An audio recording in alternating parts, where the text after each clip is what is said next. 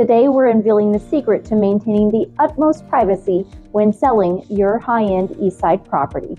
Selling luxury is an intimate affair. It's about creating an exclusive experience while safeguarding your privacy.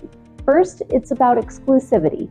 I meticulously plan private viewings for pre-qualified buyers only. This means serious interest. No window shoppers here.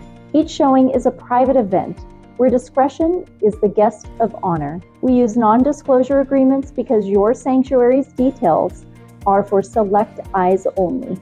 And we don't stop there. Our private viewings are tailored to the unique story of your home, ensuring every feature is highlighted to those who will treasure it.